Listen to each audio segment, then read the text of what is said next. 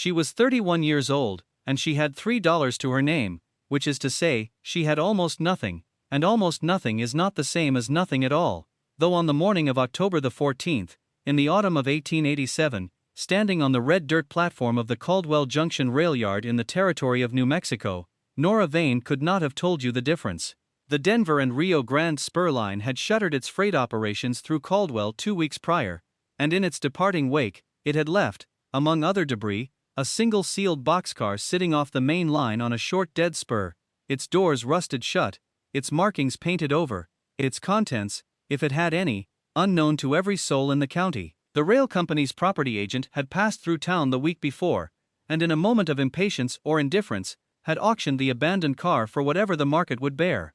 The market, it turned out, bore $3, because Nora Vane was the only bidder, and $3 was every coin she possessed. Her neighbors thought her a fool, the property agent thought her pitiable, and sitting beside her boots, tail sweeping slow arcs through the red dust, was a large amber-colored hound named Russet, who thought nothing of the matter, except that wherever Nora went, he would go also. What none of them knew, not Nora, not the agent, not the skeptical town, was that the sealed car held a secret that had been locked away for 6 years, a secret that belonged not to the railroad, and not to Nora, but to the town of Caldwell itself, and that Russet would be the one to find it first. Settle in, and let us tell you the story of Nora Vane and her faithful dog Russet.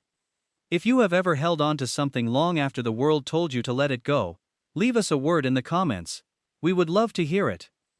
To understand why a woman of 31 years would spend her last $3 on a rusted boxcar that no one else wanted, you would have to understand where Nora Vane came from, and what she had been taught to believe about the value of overlooked things. She was born in the spring of 1856, in a small farmhouse outside of Taos, the second daughter of a man named Clement Vane, who was a woodwright and a practical philosopher. A rare and useful combination. Clement Vane built furniture from salvaged timber, from barn beams pulled out of collapsed structures, from fence posts that had given all they had to the prairie wind. He had a saying, one that Nora heard so often she had it cross-stitched into her memory before she was old enough to do it with actual thread: the wood that nobody wanted is the wood that has already been tested. He meant it about timber, but Nora understood early that he meant it about most things, including people. Her mother, Iris, was a woman who kept a ledger, not of money, but of skills. Every useful thing she learned, she wrote down in a small green book: how to preserve meat in the dry months, how to set a broken axle, how to read the weather by the behavior of the mule. Nora inherited that book when her mother passed in 1874, and she added to it faithfully in the years that followed. By the time she was 20, the ledger held 143 entries. By the time she was 30, it held twice that. She could set type in a printer's shop, having learned from a traveling pressman who had wintered at a neighbor's ranch. She could survey land with a reasonable degree of accuracy, having spent 2 seasons assisting a government cartographer who needed a sharp eye and didn't care that the eye belonged to a woman. She could carpenter, she could keep books for a business, she could identify 14 species of edible plant in the high desert, and she could read a contract with the careful attention of someone who had once watched her father sign a bad one. That last skill was the one she would need most, and the one she came to too late. Russet had come to her in the summer of 1883, when she was living in the town of Mora, in the Mora Valley east of Taos, working as a bookkeeper for a general merchant named Hollister. A family passing through on their way west had stopped at Hollister's to provision, and among their belongings was a litter of hound pups that had been born somewhere on the road from Missouri. The family was traveling light by then, lightening further with every mile, and the pups were going to be left at whatever door would take them. Nora had looked at the litter, 7 small animals of various urgencies, and one of them had looked back. He was the color of a pecan shell in autumn, amber and brown and faintly gold, with long ears that seemed to belong to a larger dog, and eyes that were patient and serious in the way that the eyes of certain dogs are, as if they have made a decision about you and it is a favorable one. She named him Russet, because of his color, and because her father would have liked the name, it being the name of an apple variety, common, useful, sweet. She raised him in the rooms above Hollister's store, and he became the kind of dog that a solitary person relies on, completely without quite noticing they are doing it. He slept at the foot of her bed. He accompanied her on the long evening walks she took along the valley roads when the accounts were balanced and the store was dark. He sat beside her chair when she wrote in her ledger. his chin resting on her boot, with the full comfortable weight of an animal that trusts entirely. When she was troubled, he would raise his head and watch her face with an attention so focused it seemed almost to be listening. When she was settled, he was settled. He was, in the way of certain animals, her visible inner life, a creature that reflected her moods back to her with honesty and without judgment. He was 4 years old in the autumn of 1887. She was 31, and they were, together, nearly broke. The losing of everything had not happened suddenly. That was the particular cruelty of it. That it had arrived, not as a single blow, but as a long series of smaller ones, each manageable on its own, each adding its weight to the pile until the pile was simply too heavy to carry. It had begun with promise. In 1884, Nora had used her savings, modest but real, accumulated across 3 years of bookkeeping, to purchase a small print shop in Caldwell Junction, which was then a town with some reasonable future ahead of it. The Denver and Rio Grande had recently extended their spur line through the territory, and Caldwell sat conveniently on that line, which meant freight and passengers, and commerce, and all the newspapers and business cards, and legal notices, and handbills that commerce requires.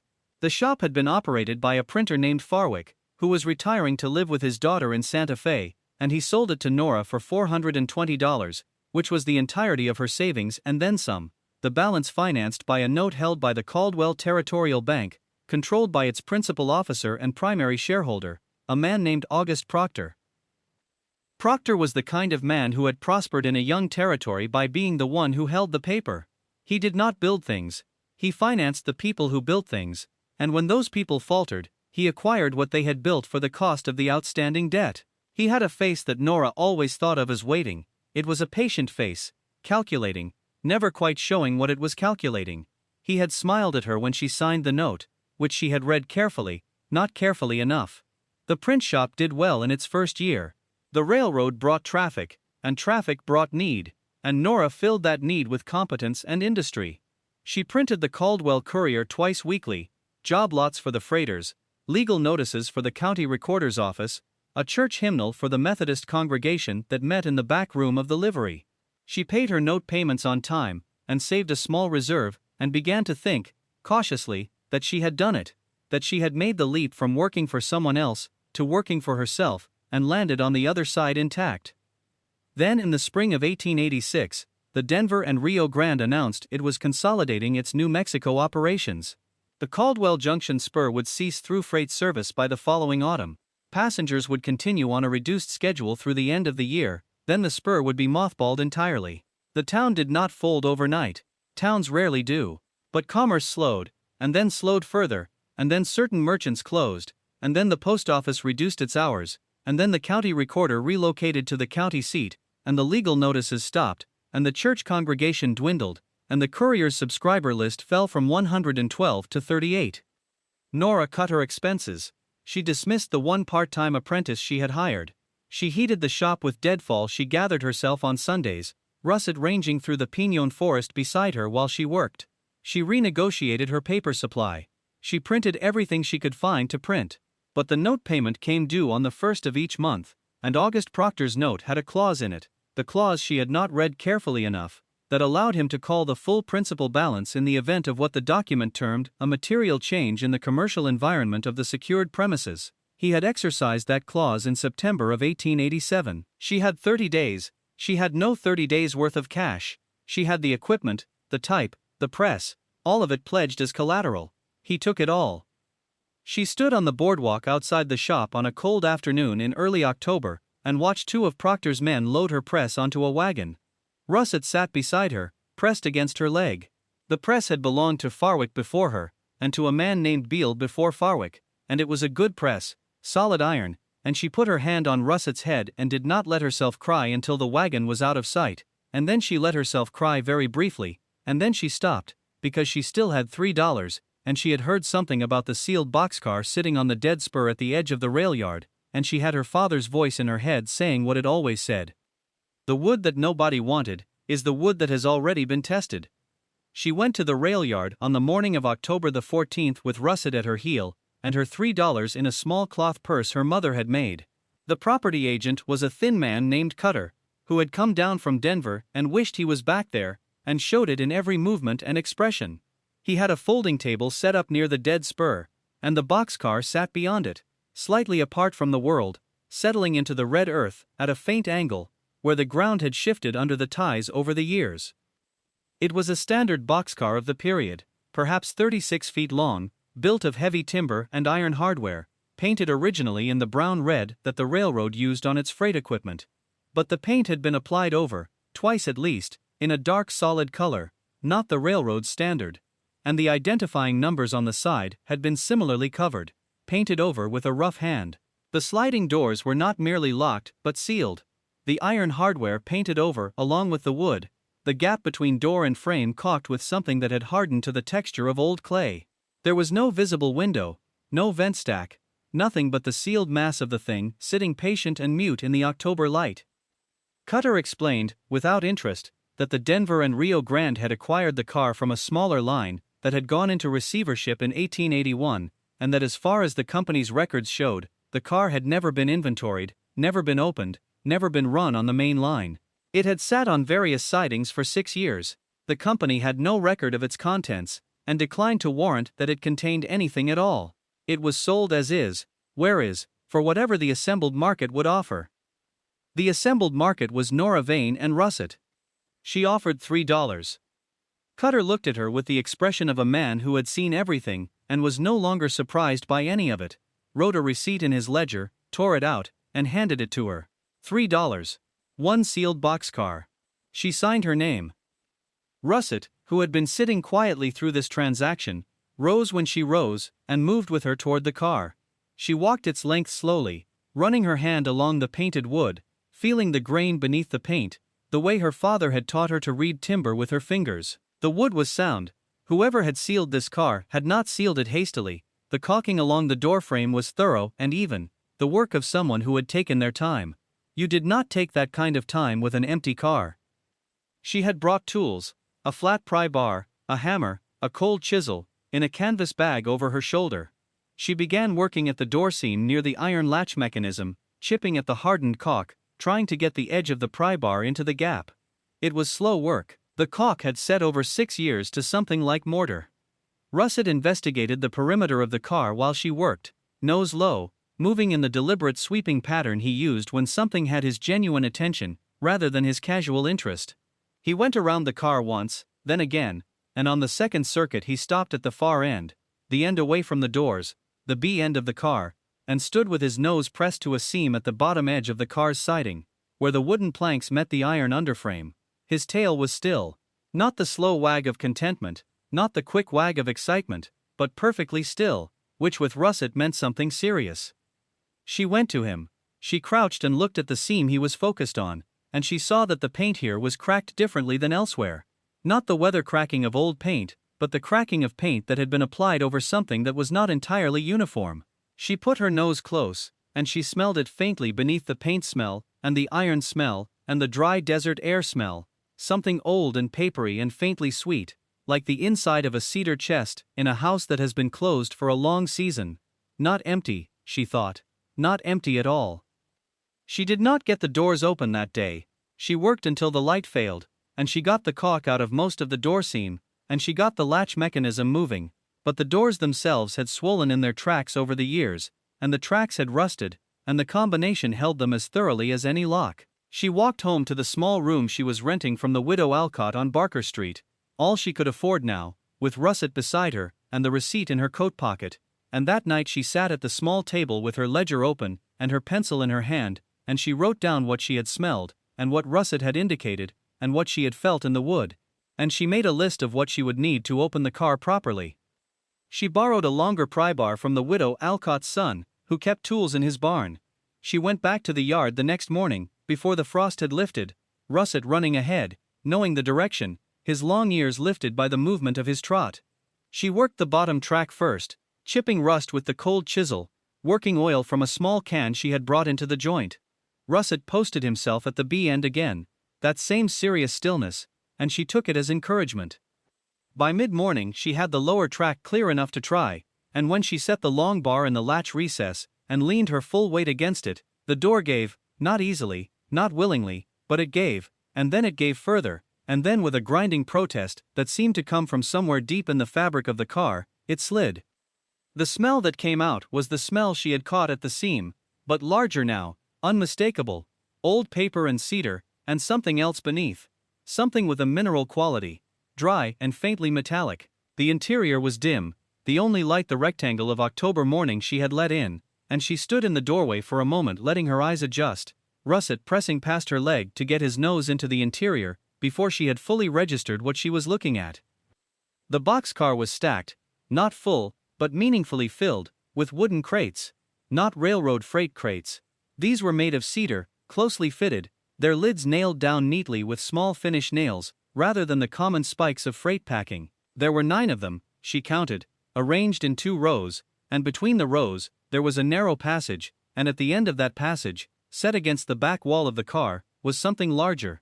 Not a crate, but a flat object, wrapped in oilcloth, and tied with cord, leaning against the wall.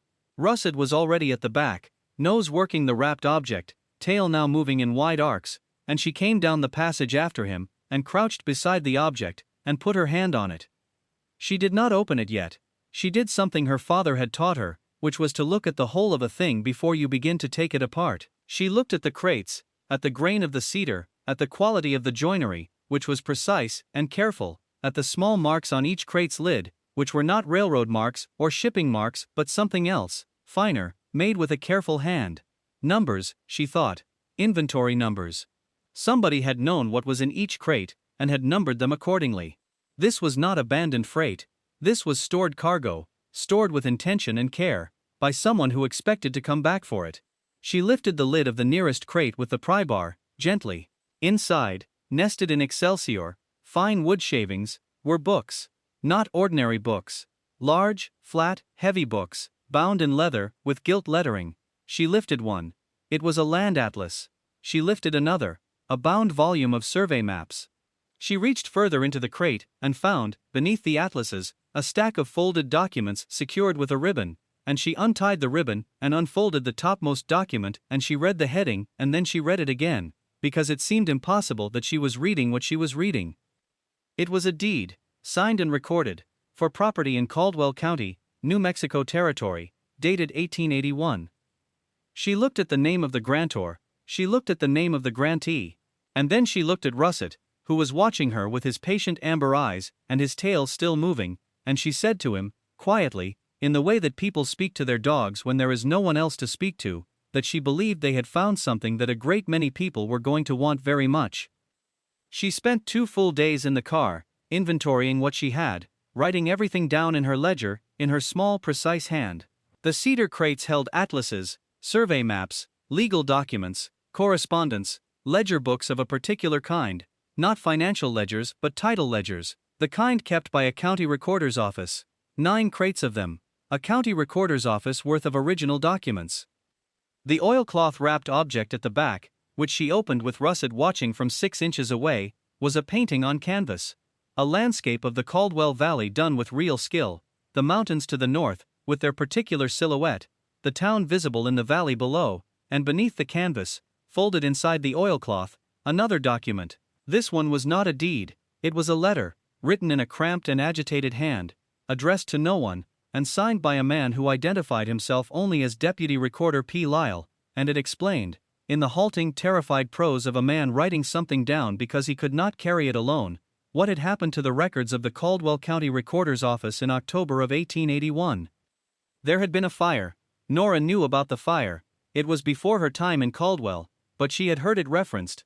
The fire that had destroyed the recorder's office and all its contents, a disaster that had thrown land title in the county into 6 years of chaos and litigation and dispute. What she had not known, what apparently almost no one had known, was what P. Lyle described in his letter. The fire had not destroyed the records. The fire had been set deliberately to conceal the fact that the records had already been removed. Removed by whom, Lyle did not say directly. He used the phrase certain parties and left it there. But he said that the records had been packed by night and loaded onto a boxcar on the dead spur, the same dead spur where the car still sat, with the intention of being moved when the opportunity arose. And then something had happened.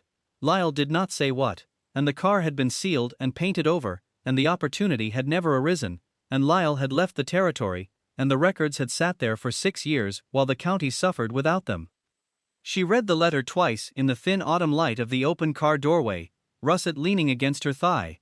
Then she folded it carefully and put it in her coat pocket and sat for a long time, looking at the 9 crates of documents that the county had mourned as ash. Certain parties, she thought. She looked at the deed she had read first, the one near the top of the first crate. She looked again at the grantor's name. She read the name of the grantee. The grantee was August Proctor. She did not go to Proctor. She was not foolish enough for that.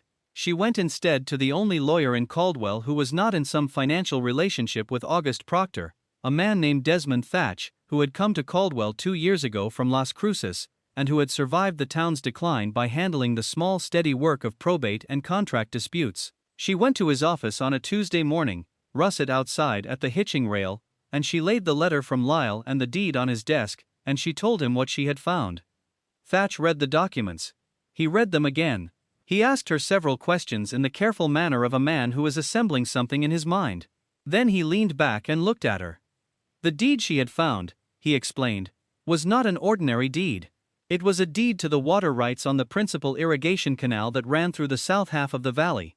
Water rights that had been in common trust for the benefit of the farming families along the lower valley since 1874.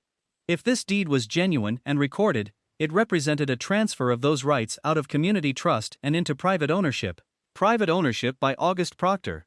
And if the county's records had truly burned in 1881, there had been no way to challenge or verify that deed, no original against which to compare it, no record of what had existed before the fire. Proctor had been collecting water use fees from those farming families for 6 years. There was more. As they worked through the crates over the following 3 days, Thatch and Nora and Russet, who stationed himself at the door of the car like a sentinel, they found that the original trust document for those water rights was present, intact, among the records. The 1881 deed conveying them to Proctor bore a signature that did not match the signature of the grantor as it appeared in earlier documents. It was not a forgery done with great skill. It was a forgery done with the confidence of a man who believed the originals no longer existed. When word began to get around Caldwell that Nora Vane had found something significant in the sealed boxcar, Proctor did not wait. He came to the rail yard on a Wednesday afternoon with a man from his office, and a document he claimed established his ownership of the boxcar's contents as a creditor of the prior lien holder. He was polished and unhurried, the way he always was, the waiting face arranged into something close to sympathy. Nora was in the car when she heard him. She came to the door and looked at him, and he looked at her, and Russet came to stand beside her in the doorway, with his head level with her hip, and his amber eyes on Proctor, with an attention that was neither aggressive nor friendly, but simply very complete. Proctor glanced at the dog and back at her. He told her she was in over her head. He told her that she should take whatever she thought she had found and consider carefully whether she wanted to make herself his difficulty, when he had already been as patient with her as circumstances warranted. He told her she was a woman alone in a declining town, and that it would be wise to remember what her situation was. She looked at him for a long moment. Russet did not move. She told him that she had already spoken with Desmond Thatch, and that Thatch had already been in correspondence with the Territorial Attorney General's office in Santa Fe, and that a territorial inspector would be arriving in Caldwell within the week to examine the documents in the car. She told him that she had a receipt for the car and its contents signed by the railroad's own property agent, and she told him, very quietly, that among the documents she had found was a letter from the former deputy recorder of Caldwell County, describing in some detail how the records of that office had come to be removed from the building before the fire, rather than destroyed in it, and that the letter named, in the indirect manner of a frightened man, certain parties who might be inquired after. She did not say his name. She did not need to. He was very still for a moment. Then he said something about lawyers and documents that she did not quite catch, and he turned and walked away, and his man from the office followed him, and she stood in the door of the car, and Russet sat down next to her boot, and she put her hand on his head, and they watched Proctor go. The territorial inspector arrived on a Thursday in early November, on the last regular passenger service the spur line would run.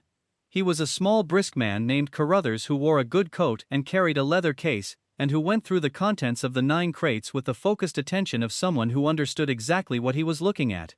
He was in Caldwell for 4 days. On the morning of the 5th day, August Proctor left Caldwell on a hired wagon, heading south toward the rail junction at Albuquerque, and he did not come back. The process that followed was not quick. Such things rarely are. But it was thorough.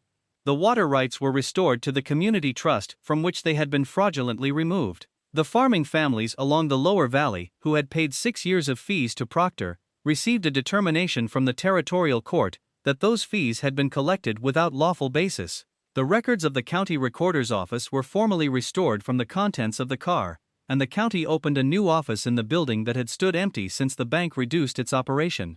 There was the question of what Nora was owed. Thatch argued it on her behalf, with the same careful patience he had brought to everything, and the territorial authorities were not unsympathetic. She had purchased the car lawfully, she had identified and preserved the contents. She had brought the matter to legal authority when she might have used it for personal leverage, when she might, for instance, have gone to Proctor herself and negotiated a private arrangement. She had not done that. She had done the harder thing. The community assembled in the Methodist meeting room, which met now in a proper building rather than the livery. It had been built with subscriptions raised after the resolution of the title questions cleared several stalled property claims. The community assembled, and what they did was practical and dignified. They funded the reopening of her print shop. Not as a gift, Thatch was careful to say, as a settlement of the county's obligation for the preservation and return of public records. The press they found for her was better than the one Proctor had taken.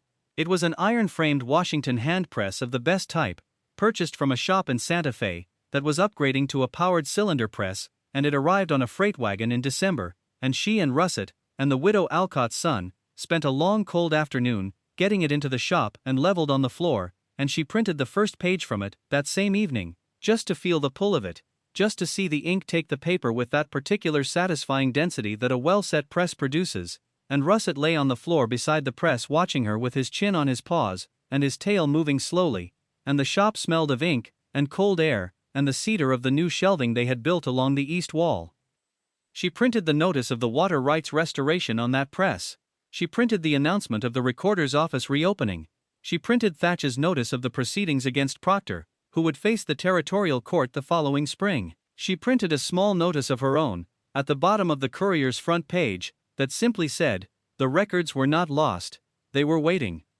We began this story on a cold October platform, with a woman who had $3, a dog, and a receipt for a boxcar that no one else wanted. We want to linger here, at the end, and consider what that moment actually contained, because it contained more than it appeared to. Nora Vane had been tested in the way that her father said tested wood was the best wood. She had been reduced, she had been humiliated. She had had the thing she built taken from her by a man with a clause in a contract that she should have read more carefully, and she had stood on a boardwalk and watched her press go onto a wagon, and she had not fallen apart. She had not surrendered. She had looked at what she had left, $3 and a dog and her father's voice in her memory, and she had made the only bid she could make. The thing about Russet, about the way he pressed against her leg on the platform, and then led her to the smell at the seam of the car, and then stood sentinel at the door when Proctor came, is that he did not know what he had found. He knew it mattered. He knew it had Nora's complete attention. He followed the thread of it the way he followed every thread, with his whole nose, and his whole body, and his patient, serious attention. That is the way of a faithful animal. They do not calculate. They do not wait to see which way the wind will blow. They give you all of what they are, which is sometimes, in certain moments, exactly enough. The Caldwell Courier ran for another 30 years under Nora Vane's name on the masthead.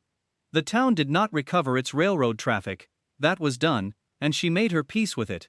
But it recovered something quieter and more durable, which was the certainty of its own ground. When you know where your water rights begin and end, when your deeds are in order, and your records are intact, and the county's common property is held in common trust as it was intended, something settles in a place. Something steadies. People plant things. People build things. They make decisions for next year, and the year after that, because they believe there will be a next year. Russet lived to be 14, which is a long life for a large hound, and he spent most of it in the shop, or in the pinon forest on Sunday mornings, or on the seat of the wagon, when Nora drove out to deliver papers to the Valley Farms. He was there for the ribbon cutting of the new courthouse, and for the first edition of the Courier that ran to 2 pages instead of 1. He was there on the evenings when Nora worked late, his chin on her boot, his tail moving slow in the lamplight. The boxcar sat on the dead spur for another 2 years, then was quietly removed by a rail crew doing maintenance on the line. Before it went, Nora took a piece of its siding, a plank of the good timber that had been beneath all that painted over history, and she had it milled at the sawyard, and made into a small shelf that she mounted above the press. On it she set her mother's green ledger, and her father's wooden square, and a jar of press ink the color of midnight, and the shelf was there for as long as the shop stood, which was longer than most things in Caldwell, which was longer than anyone then could have predicted. She had paid $3 for it, every cent. Thank you, as always, for spending this time with us, and with the stories we believe are worth the telling. If this one moved you, if Nora's quiet determination, or Russet's steadfast presence stayed with you, we would be so grateful if you shared it with someone who might need a reminder that overlooked things have their own kind of worth. And before you go, we want to leave you with one question, the kind worth sitting with. Have you ever held on to something, a skill, a belief, a place, a kind of work, that the world had decided was no longer valuable, and found in time that the world had been wrong? Leave your answer below, we read every one. Until next time, stay close.